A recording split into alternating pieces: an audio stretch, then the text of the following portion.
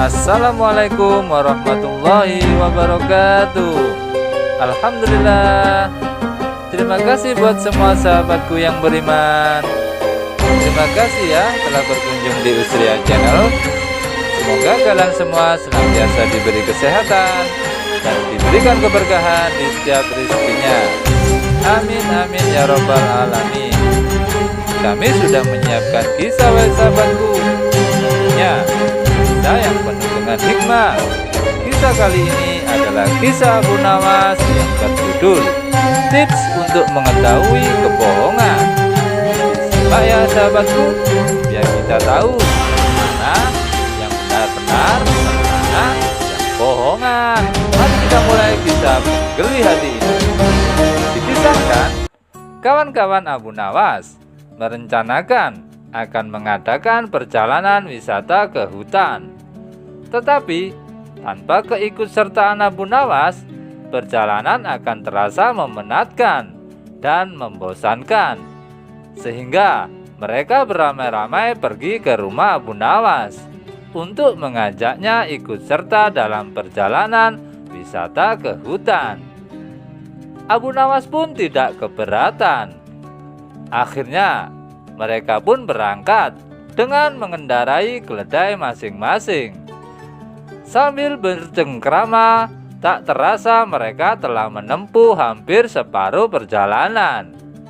Kini mereka tiba di pertigaan jalan yang jauh dari perumahan penduduk.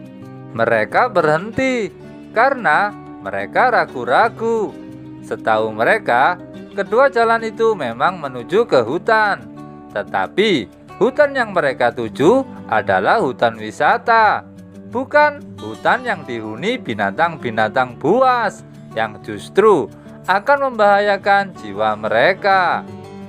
Abu Nawas hanya bisa menyarankan untuk tidak meneruskan perjalanannya, karena bila salah pilih jalan, maka mereka semua tak akan pernah bisa kembali ke rumah. Bukankah lebih bijaksana bila kita meninggalkan sesuatu yang meragukan? Kata Abu Nawas. Tetapi salah seorang dari mereka tiba-tiba berkata, "Aku mempunyai 2 orang sahabat yang tinggal di dekat semak-semak sebelah sana. Mereka adalah saudara kembar. Tak ada seorang pun yang bisa membedakan keduanya, karena rupa mereka begitu mirip. Yang satu selalu berkata jujur, sedangkan yang satunya selalu berkata bohong. Dan mereka adalah orang-orang aneh, karena mereka hanya mau menjawab satu pertanyaan saja." "Apakah engkau mengenali salah satu dari mereka yang selalu berkata benar?" tanya Abu Nawas. "Tidak," jawab kawan Abu Nawas singkat. "Baiklah, kalau begitu kita beristirahat sejenak," usul Abu Nawas. Abu Nawas makan daging dengan madu bersama kawan-kawannya.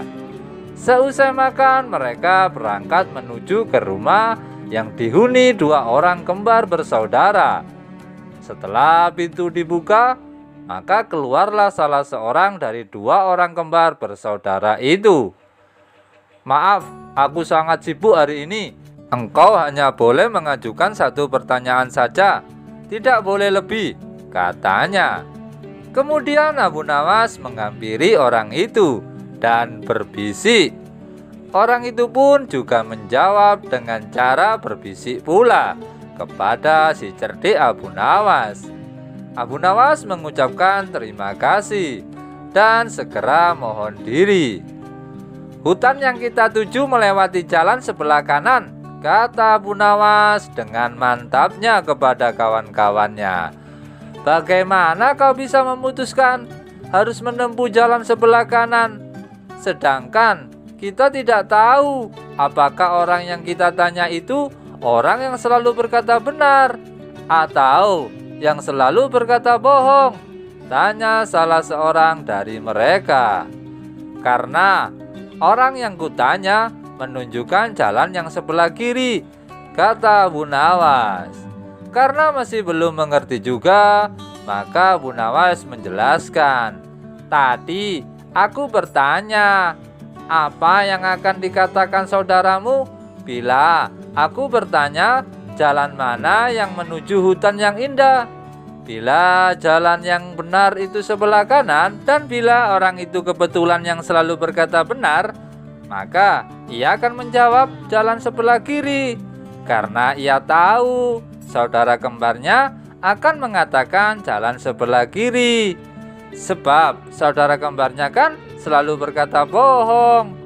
Bila orang itu kebetulan yang selalu berkata bohong, maka ia menjawab jalan sebelah kiri, karena ia tahu saudara kembarnya akan mengatakan jalan sebelah kiri.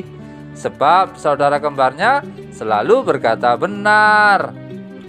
Oke sahabatku, semoga kalian semua bisa mengambil hikmahnya ya dari kisah ini. Apakah kalian mengerti? Kalau tidak mengerti, tulis di kolom komentar ya untuk bertanya. Kita harus selalu berhati-hati dalam menentukan pilihan, dan jangan lupa berdoa untuk meminta petunjuknya agar hati kita selalu mendapatkan arahannya. Oke sahabatku, lebih dan kurangnya mohon dimaafkan ya.